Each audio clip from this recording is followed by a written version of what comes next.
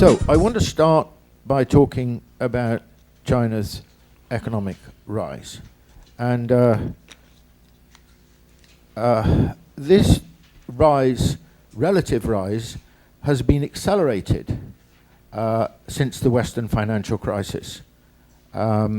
Basically, for one simple reason, and that is the rich world, including Japan, but basically the Western economies, have more or less declined initially and then stagnated. And only very, very recently have they begun to grow, most notably the American economy.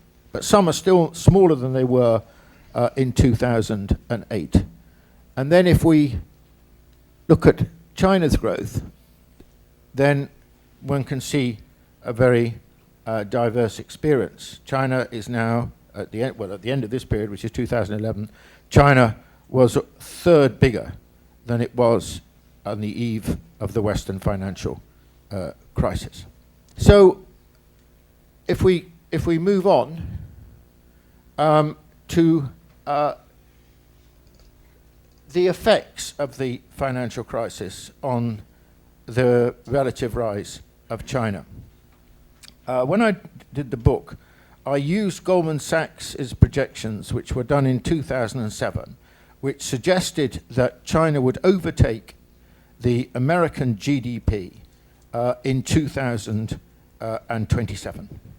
Now, this chart is different. It was done by The Economist about a couple of years ago, and it was based on a range of different projections.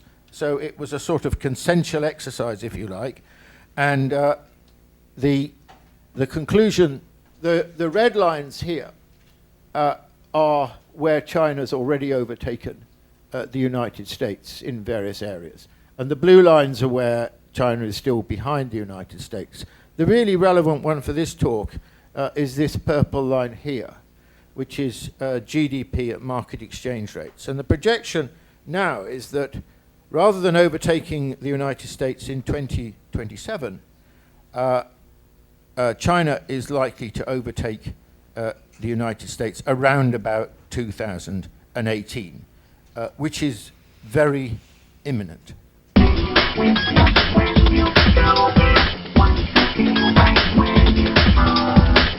The first is that China is an enormous trader. It is the biggest exporting nation in the world and the second biggest importing nation in the world, which combined means that China now is the biggest trading nation in the world. Well, all the countries colored green, you can't see what they are. So let me get my map, which is a much better way of. This map illustrates the point very clearly. All the countries that are colored red, China is the largest trading partner in the world. All the countries that are colored orange, China is the second largest trading partner in the world. All the countries that are colored yellow, China is either the third biggest or the fourth biggest or what have you. So you can see, from over a 20-year span, how China's become extraordinarily integrated into the world economy and has become this enormously influential trading nation.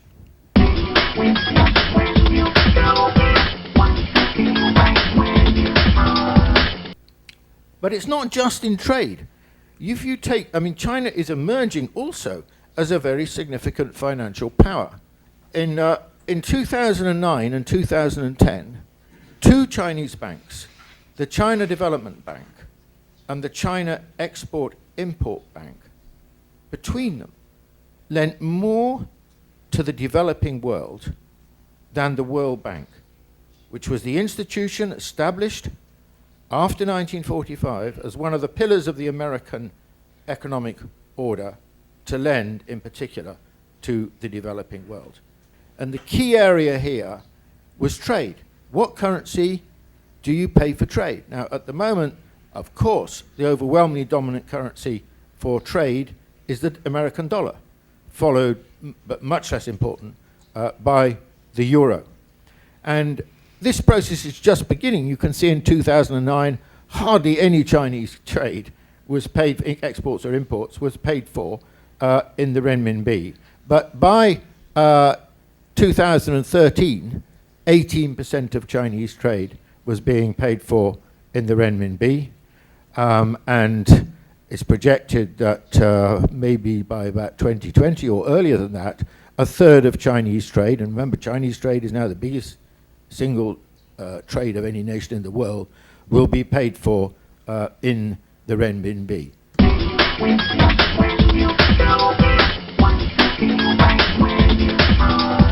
Overall, do you think the influence China is having on our country is a good thing, a bad thing, or neither good nor bad? And you'll see that the red is bad and the blue is good. And even if you can't read the figures, you can see how long the line is. And you can see that apart from, in this table here, apart from the countries at the bottom, which are, sorry, the last two, isn't it? Last three, Philippines, Mexico, and Argentina register a negative, but all the other countries register a positive. And I think this is quite a widespread view. Of course, there are losers in the situation, but most countries in the world have benefited, often some of them benefited a great deal from China's rise. Okay.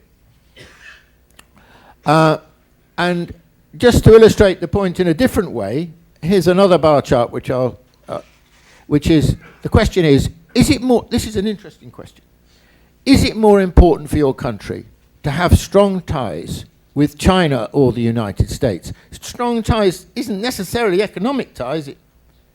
People might interpret it in some countries as essentially, you know, about security, about fear of China's military rise, which I think is would be true in the case of Japan. But what is interesting is, I think 10 years ago, China would not feature anything like this. It would have been regarded as much less important, probably by I think by every country in this survey, than the United States. But already, you know, the red line is China, the blue line is the United States, and you can see on this side already a really significant number of countries, minority in this survey, regard China to be more important to them than the United States.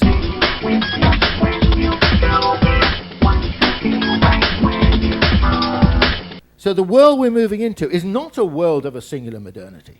The world we're moving into is a world of hybrid modernities, of modernity in a pluralistic sense. And this will certainly be true of China. This will be certainly true of China. Now, I think that in trying to understand what China is going to be like, we have to understand what are the key features of China. And the first one is, well, yeah, it's true. It's true. China is a nation state. It's true. But it's only called itself a nation state since 1900. In other words, it's been a nation state for roughly 100 years. But even those with a minimal knowledge of China knows that China is a lot older than that. Now, the key point here is that the way the Chinese understand what it means to be Chinese, the way they understand China, is not derived from the last 100 years of being a nation state. Of course it's not. Those things that give the Chinese their sense of what it means to be Chinese are a product of that 2,000-year history of Chinese civilization. Confucian values, very distinctive conception of the family, very unusual relationship, really an interesting relationship between the state and society, which to this day we don't understand, and we've made precious little effort, in my view, to understand. I think the belief in the West, and probably here, is that the great Achilles heel of China, is the state, is government. That basically the government is not representative of the people, that it does not enjoy legitimacy. Because in our view, the legitimacy of government is now essentially a function of democracy. And by democracy, we mean universal suffrage and a multi-party system. Now, clearly, China doesn't have either of those, and it doesn't therefore have democracy in anything like a Western style. It doesn't have democracy in a Western style form, full stop. End of story? No. No, it's not the end of the story. Because you're then faced with the question that it is clear that the Chinese state does enjoy a great deal of legitimacy in the eyes of the Chinese. And that is, the Chinese, remember the crucial importance of civilization state in the eyes of the Chinese, they see the role of government first and foremost, even before economic performance in the long run, in my view. They believe that the role of the state is as the embodiment, the expression, and the defender of Chinese civilization, the civilization state, and the unity of that civilization.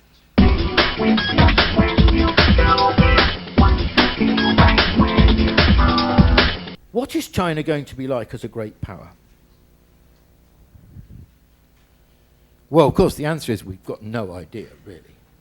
We're all in the realms of speculation.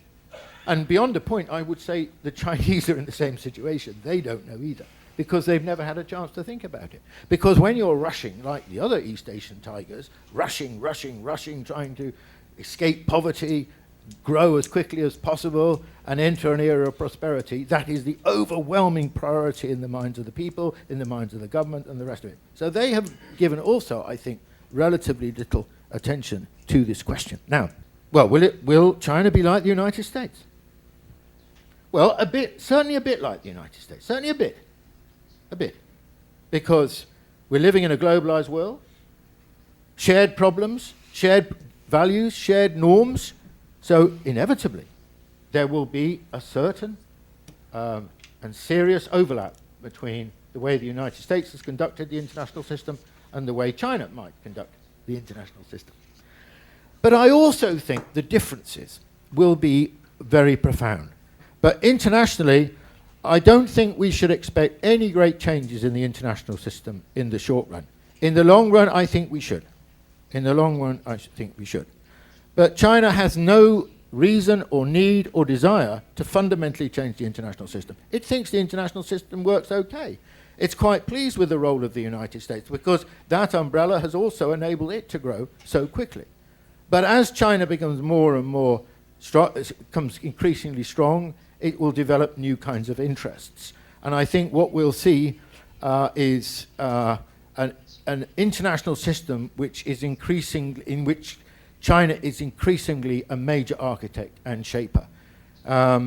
I think we'll see the witness of the formation of new institutions which will be added to the existing institutions and may replace them. But I don't think the Chinese will go about it in the old Soviet style.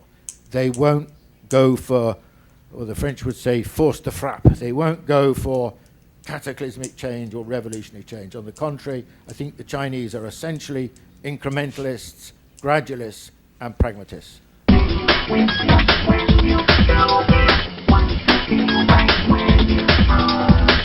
Of course, we're all guessing about China's economic prospects because actually none of us know the answer. I personally am pretty optimistic for China for the next 20 years. If you ask me to go beyond 20 years, I don't know. And the reason, I mean, sometimes people have said, well, will China go the way of Japan and the end of the bubble and so on? And I think I've always thought that was a false analogy because China is at such a lower level of development than Japan was, when it was confronted with the problems of the bubble economy, and it's still, in terms of GDP per head, much poorer. So I think that there's still a powerful catch-up factor for China to take advantage of, so that's why I'm not excessively optimistic. I do think there's going to be lots of problems. I don't think the growth rates is going to be as strong as it's been. I think the growth rate in the long run will continue to decline, but I still think that China is going to show significant economic growth.